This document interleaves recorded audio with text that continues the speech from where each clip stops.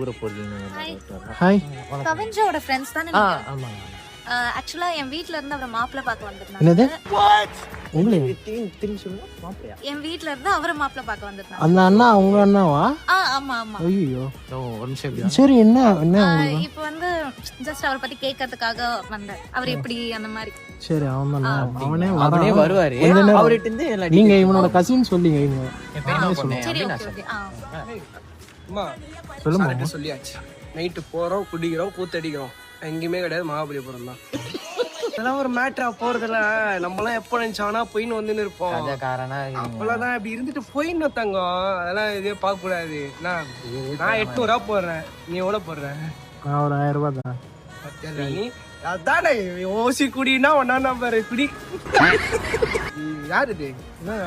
எங்க பெரியம்மா பொண்ணு. அப்படியா? ஹாய். தெரியல.